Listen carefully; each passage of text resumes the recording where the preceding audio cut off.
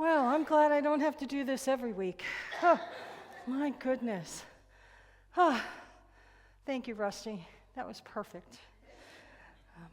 I wanted to do ballet. I just wanted to do ballet. For those of you who have not been here a lot or don't know anything about me, I take things kind of literally sometimes.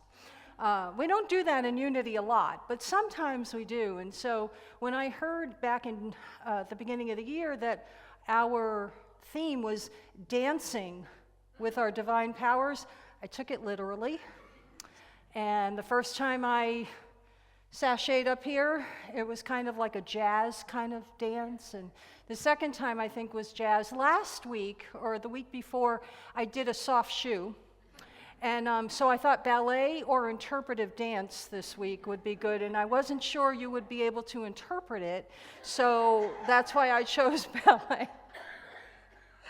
So my first question, are you still dancing with your powers? Yeah, I hope so. I hope so. I can't speak for how you should be or how you should act.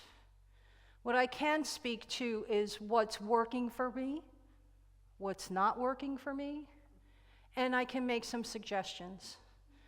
And you take it home and you play with it and you experiment and you think about it, and then you go from there. And you dance with it, yes, of course, right? But one of the themes that I've been carrying through this year all along the way, especially for those of you who have not heard my talks recently, is this. We are in a very chaotic time. Everything just feels out of whack.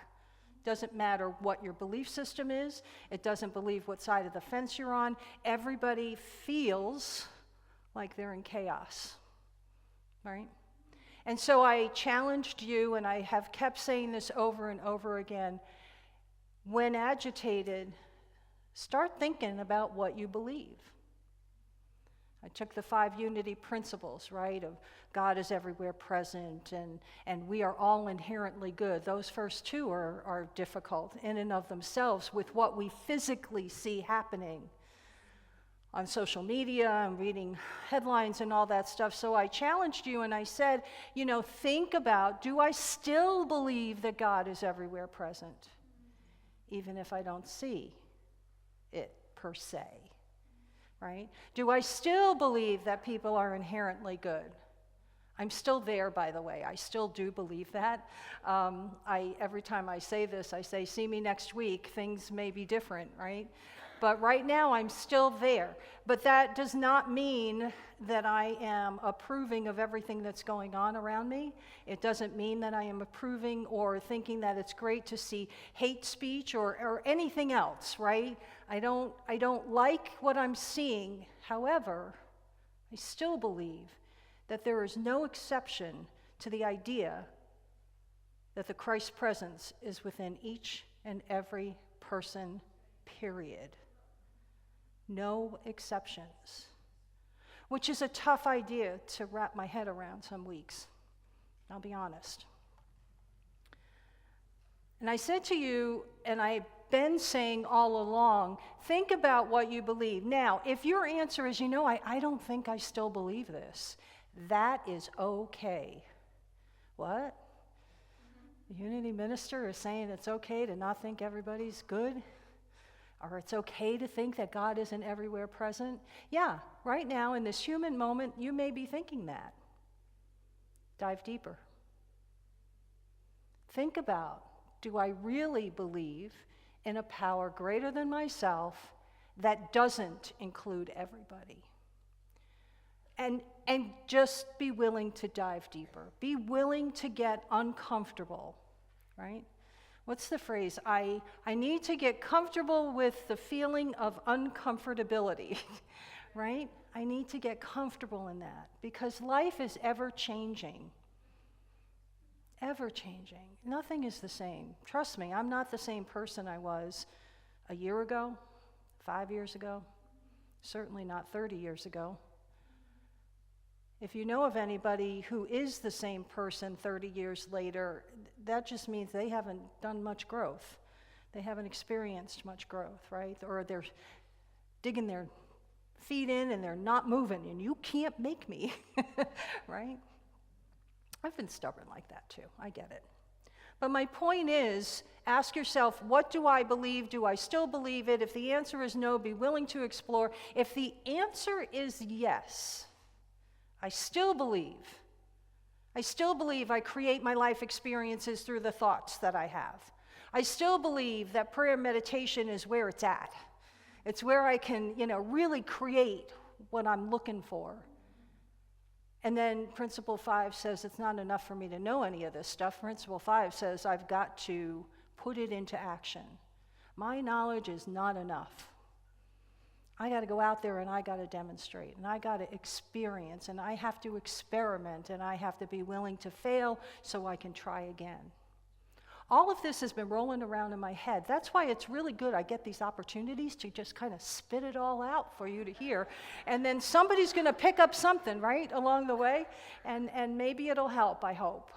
If I help one person today with one idea, great. It's a challenge. It's just a challenge. That's all there is.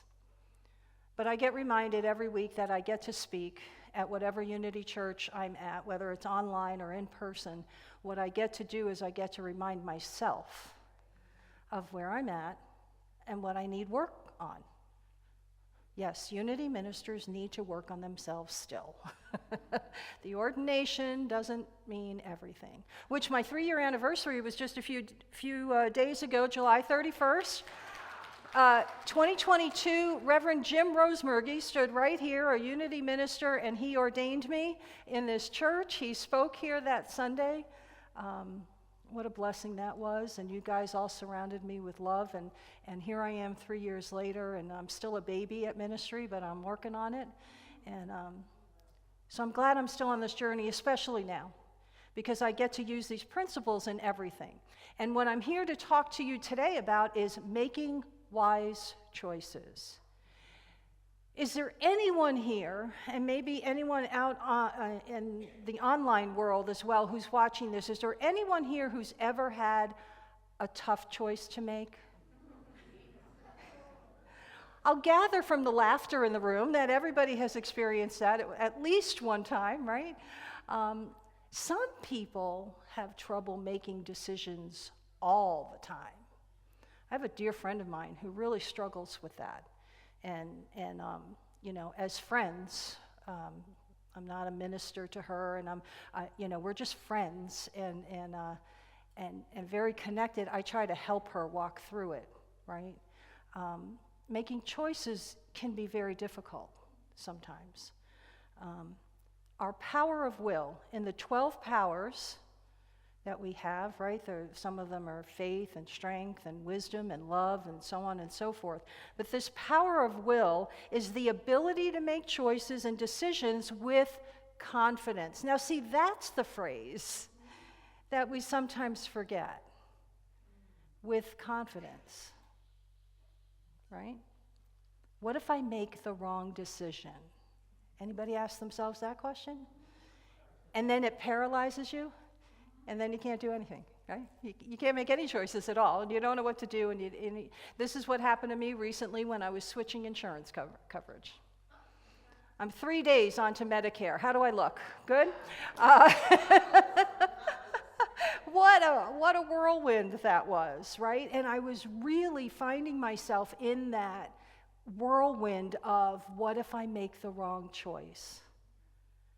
What if I don't make the right choice and then I can't go back? And so I used the principles. I kind of looked into it and realized I really couldn't make that bad a decision, right? And then when the questions that popped up for me about certain circumstances in my particular case, they got answered, and I realized I would be able to change. By the end of the year, I could make a change to the choice because we're already in August, and so I was okay with it. I still don't know how I feel about turning 65 in a couple of weeks, but that's another story altogether.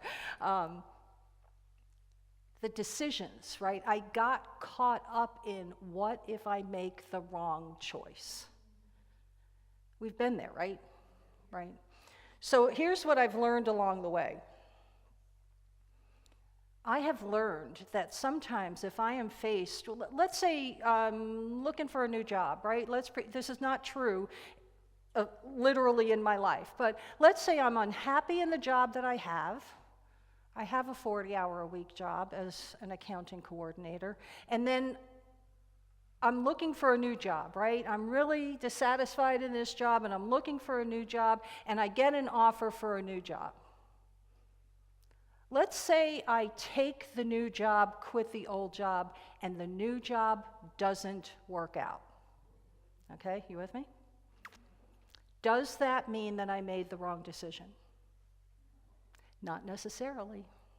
Actually, I don't believe we can make the wrong decision. I think Spirit kind of guides us no matter what, and we're always led in the direction we're supposed to go. But for argument's sake, just from a human level of thinking, let's say, did I make the wrong decision?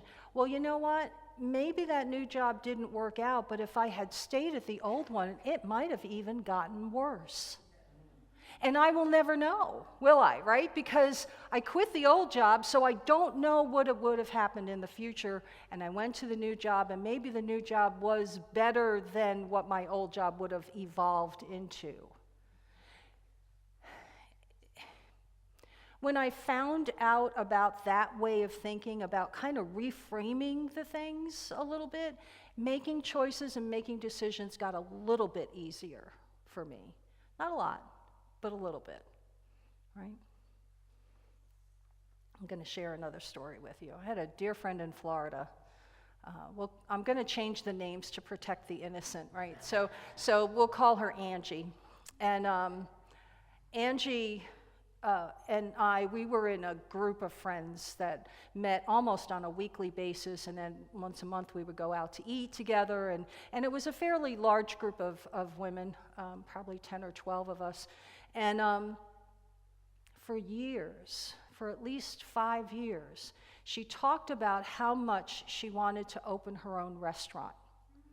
And she had been working, she went from, like the lowest position of what is it, like maybe dishwasher, like that's the furthest away from running the business. So she was a dishwasher, it was very important work, but she went from that position to,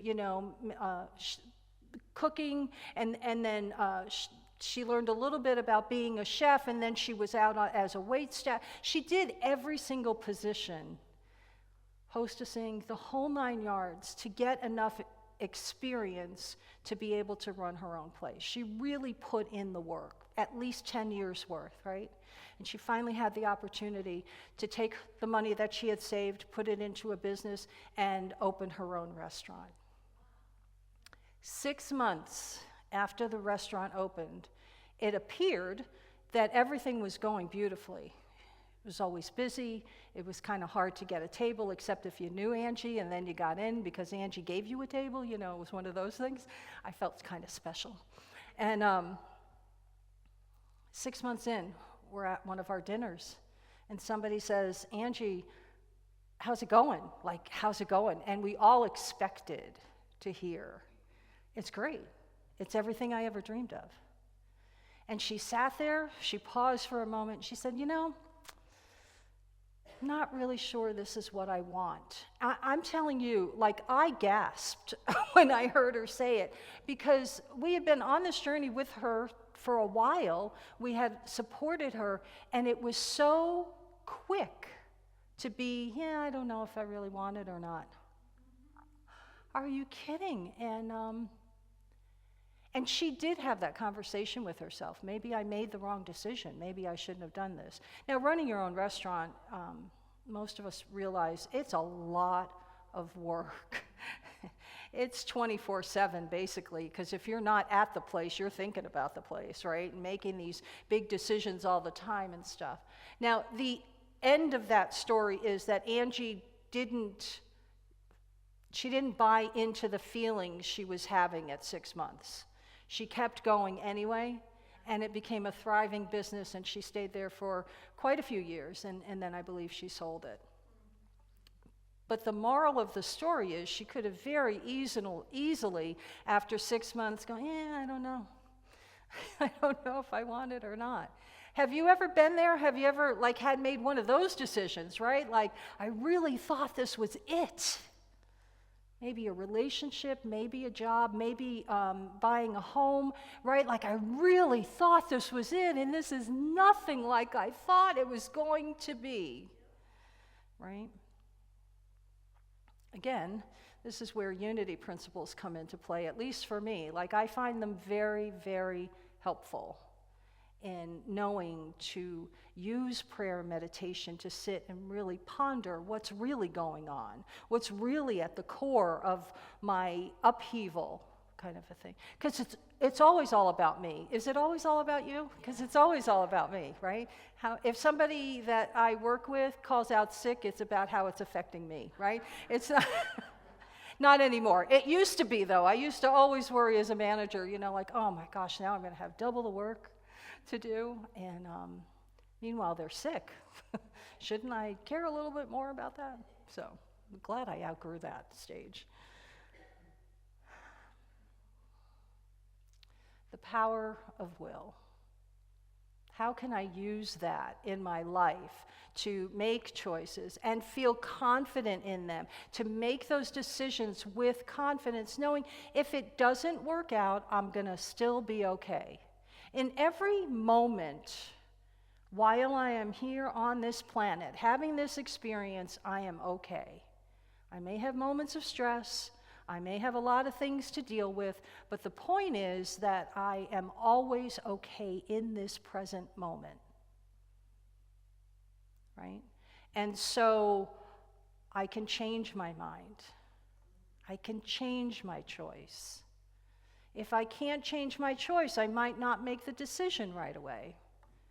In my particular case with Medicare, I only had a certain limited amount of time to make the decision. I think it's 90 days after my birthday, and then you're kind of into a different kind of decision-making process, right? I was the one that was putting the pressure on myself, by the way. I want to make that very, very clear. I had all this stuff going on in my head, right? And as long as I recognize that I am in charge of creating my experiences, I can change my thinking, I can reframe things, right? I can do a lot of things. We can all do a lot of things to help us move through any challenge we may have.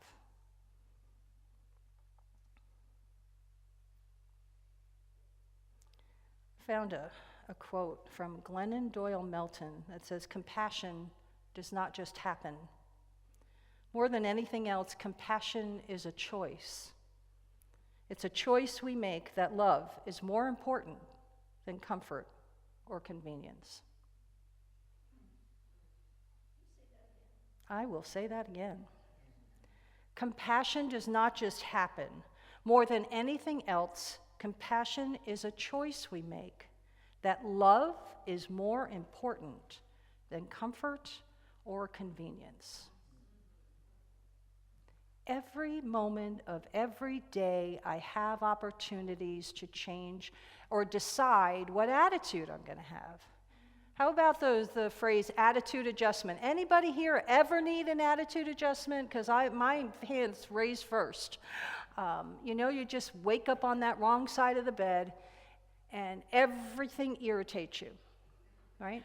Or I'm driving on the road and somebody makes one teeny tiny minor mistake on the road and I am fit to be tied, right?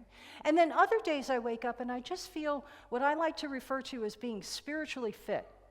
Right? I wake up, I do my prayer, meditation, I have my cup of tea. I'm not a coffee drinker, I'll drink it, but tea is my preference. I'll have my cup of tea, I'm ready to go, and somebody makes, really cuts me off in the road, and I'm in my car going, oh, they probably need to get somewhere quickly, and it's really all about my attitude and my feelings and how I am in the moment. That's where my reactions come from. They don't really come from what that other person did or did not do. This is just for me, right? How about this one from Stephen Covey? There are 3 constants in life. You ready? Change, choice, and principles. Change, choice, and principles. 3 constants in life. You may or may not agree with that. I definitely agree with change. And I definitely do agree with principles. I believe in these spiritual principles we keep talking about. They are universal. And again, that's a reminder for all of us that universal means true for everyone, including people in government.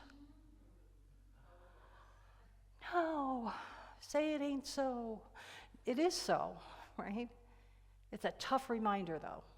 It's a very tough reminder. And then Charles Swindoll said, the remarkable thing is we have a choice every day regarding the attitude we will embrace for that day.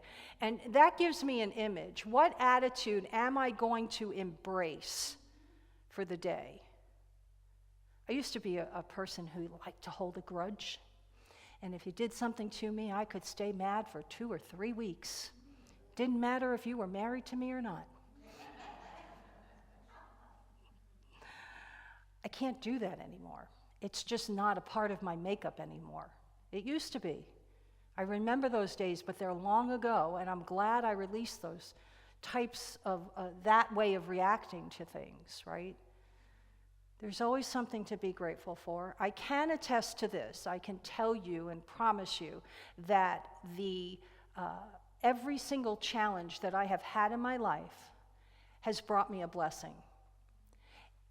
Not always immediately, right? Not, like my daughter was in a severe car accident in the year 2000, and she got hurt and got a TBI and, has been dealing with that for 25 years, okay? It was a week after her 17th birthday. And so the challenge is, I didn't see blessings that first year or even that second year. But as time went on, there were many blessings along the way, right? It's not that I wish, I'm so glad this happened. That's not it either, right? But every challenge that I've had, there is a blessing that comes from it. There is a lesson that comes from it. I learn more about myself, I learn more about others, and then I can move forward. And what am I going to do with those lessons? Okay, so that's the other invitation to you.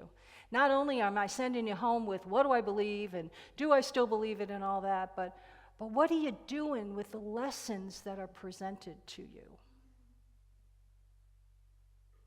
That's the change that we can spread throughout the world, truthfully. And we do it by demonstration. We do it by setting an example.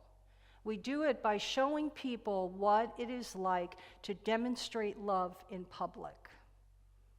I'm not talking about romantic love. I'm talking about being kind to people. I'm talking about standing up for others. I'm talking about sending peace to someone's heart who you know is hurting, right? Just a little text saying, I'm thinking of you, when you know they're struggling, can go so far, right?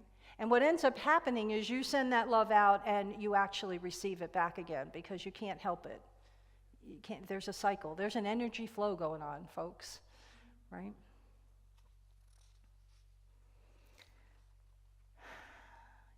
I have 3 pages of notes. I didn't even get past the 4th line. This is what I do. The last thing I want to leave you with is this. I want you to consider playing with the 12 powers for the rest of the year. And I'm going to give you an example of using the power of will in connection with wisdom and understanding. So imagine if you have this ability to make choices, but then you combine it with the power of wisdom, which brings that wisdom forth for you, right? Like, what's the wisest choice I can make? And then combine it with spiritual understanding. Holy cow, right? How powerful could that be if you used that for every decision you made? Well, maybe not, am I going to have tacos tonight or am I going to have Chinese food, or maybe not that decision, but, right?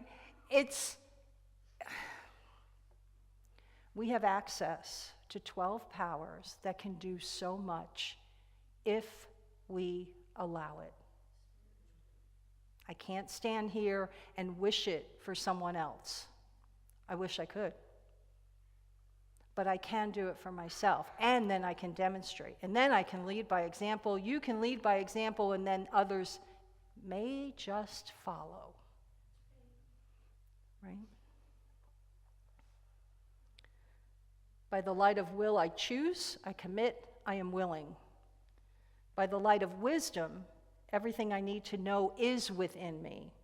I evaluate, discern, and intuit wisely. And by the light of understanding, I learn from my life, realizing the truth of my divine identity. I live by insight. Take those three things, combine them, and look out, world.